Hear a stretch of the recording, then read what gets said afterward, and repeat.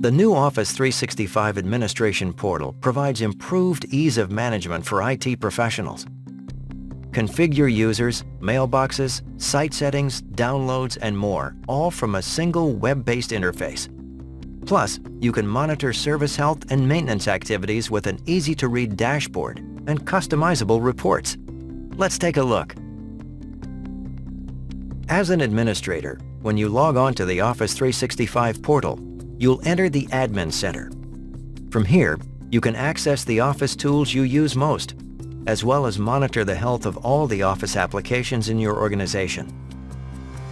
From this blue navigation bar, you have easy access to all the services available to you. Outlook allows you to check your email and monitor administrative alerts from a new, easy-to-use web interface.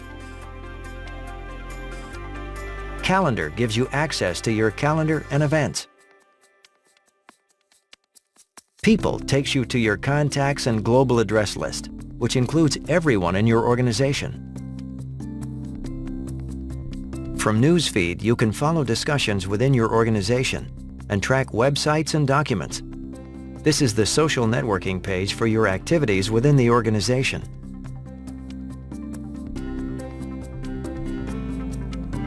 SkyDrive is an online service that lets you store, share, and manage documents in the cloud. When you click a document link, you can preview that document and then edit it, share it, or follow it in your newsfeed. Sites takes you to team sites and public websites, including all the sites you're following. In the example, several different sites are being followed. You can click any link to go to that site.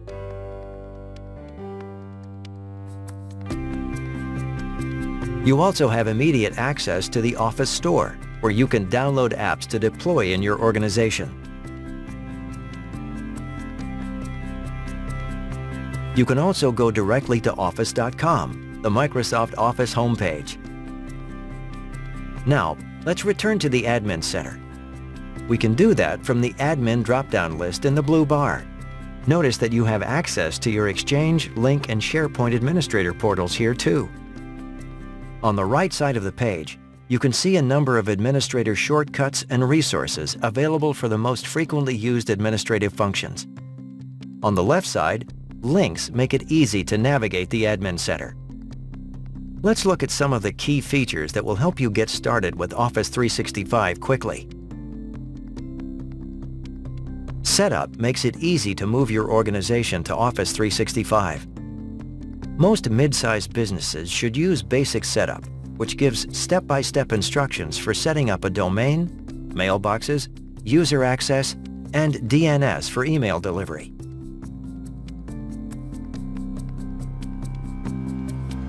If you have a more complex IT environment, you can complete the setup manually with the Custom Setup link. Further assistance for custom setup is available on Microsoft TechNet. Since most mid-sized businesses we asked say they like a simple setup process, we created the Basic Setup option. Let's drill a little deeper to see what it entails. First, we help you add or transfer your domain onto Office 365. You can use the default domain or create a link to your own public domain. In this example, you're specifying your domain as contoso.com. You can get instructions on how to transfer your domain from one of the major domain registrar services. Click the drop-down arrow and pick the service where you registered your domain. Follow the instructions to claim this domain and transfer the record over to Office 365. Once the transfer is complete, you can route mail delivery or host a website through Office 365. Next, you'll add user accounts and mailboxes. You can add a new user by manually entering their details and settings, or you can add multiple users at the same time. We'll take a look at both methods. First, let's manually add a new user by completing the required fields. You can add additional details, like the person's job title and contact information. All of this information will become available in the organization's global address list. If you want the user to have administrative permissions, you can assign those here. You can also set the user's location. Assigning software licenses for a new user is a simple step. In the example, only one license is available. Once a new user's information has been entered, a user name and temporary password are assigned. You can choose to have these results sent to an email address. Now, let's see how to add multiple users at the same time by using a CSV file that has information on multiple people. Let's download a sample CSV file to see how it's structured. This file includes the data fields you might fill out about users. Not all the information needs to be filled out. When you're ready to bulk provision your own users, you can download this blank CSV file to get started. Another way to manage your users is via your on-premises Active Directory service. You can click Setup to access step-by-step instructions on synchronizing Active Directory services. This page walks you through the optional steps to synchronize your local Active Directory with Office 365 so that users can sign in using their corporate credentials and be managed by the same policy settings. Now, let's return to the basic setup page, where the next step is to set up user access. Today, this step points to a help link that explains how to walk users through the process of setting up Office 365 for their desktop, as well as how to connect their phones and tablets. However, Microsoft is working to add functionality to help IT administrators set up their users' desktops and phones. The final required step to move your organization to Office 365 is to configure your DNS for mail delivery. Here again, Microsoft is working to include step-by-step setup to help administrators through the process. For now, the step points you to a help file that explains how to add an MX record at the domain registrar.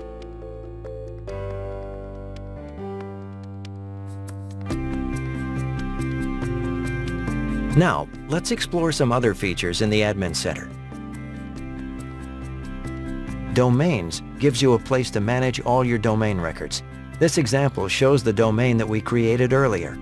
You can also add additional domains here. Service Settings lets you view and manage settings for mail, sites, voice and conferencing, and downloads across the organization, all right from the Admin Center. Let's explore some of these features, starting with Mail. Office 365 makes it simple to set up anti-malware and anti-spam policies. Exchange has default security settings, but editing them is easy. For instance, the default policy allows Exchange to take action when malware is detected. You can change the automatic response when malware is detected. For example, you can decide which types of users are notified about harmful messages and how. You can also set up a custom malware alert message for different users, such as internal senders versus external senders. Next, let's see how to customize your spam filters. Just like your malware policies, you have default spam policies that are easy to edit. You can customize actions that are taken in response to spam emails. For example, spam messages can be automatically sent to specific folders and quarantined for however long you choose. You can even block emails written in different languages or sent from different countries. Advanced options let you set specific conditions for marking messages as spam and actions to take when these conditions are met.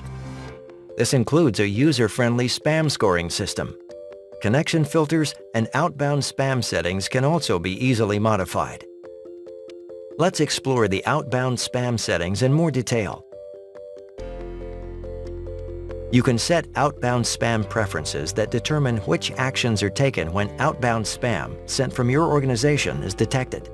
Here, you can view any messages that are quarantined by your filters and decide how to handle them. Let's return to the Service Settings homepage and explore ways to customize your mail flow settings. We'll start with mail flow rules and open a company email disclaimer. Disclaimer rules determine what actions are taken for mail if certain conditions are met. You can define these conditions on this menu.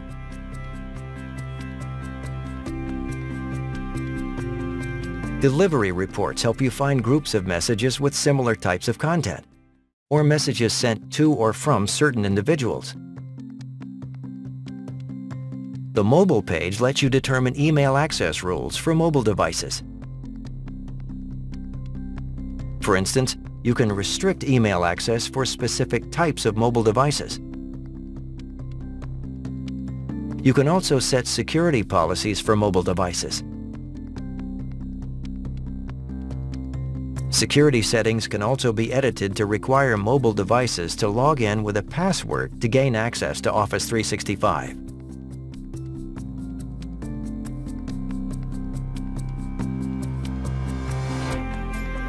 Service settings provides quick access to the most common email-related tasks that administrators face on a regular basis.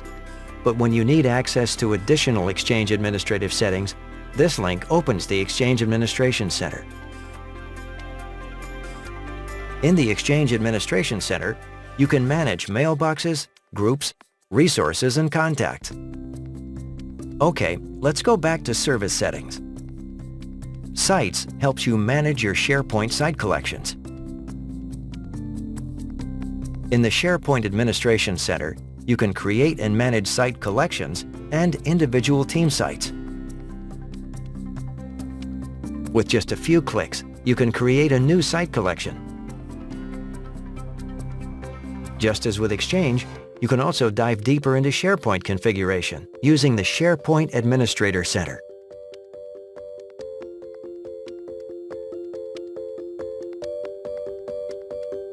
Next, let's look at voice and conferencing options. These service settings help you configure video and conference calling through Lync. The Lync Administration Center helps you organize your remote meetings. You can easily customize Lync meeting invitations to meet your organization's needs. For instance, you can add your corporate logo or replace the default support URL with your own. The Lync Administration Center also helps you import and export users to your audio conferencing. Now, let's look at downloads. Download service settings let you choose which software users can download and install directly from Office 365. This includes the latest version of Office, as well as Lync and SharePoint Designer.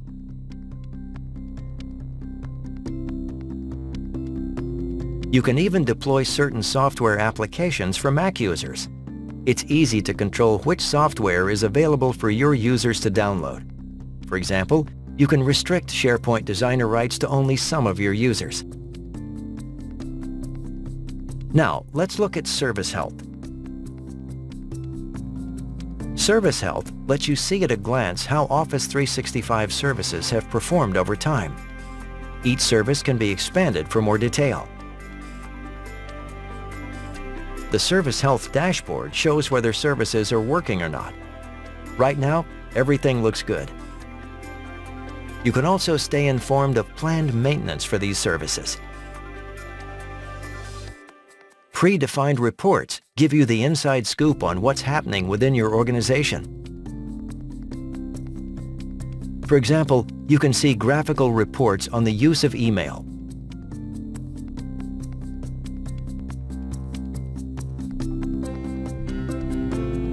Finally, support is the place to go for help with anything related to Office 365.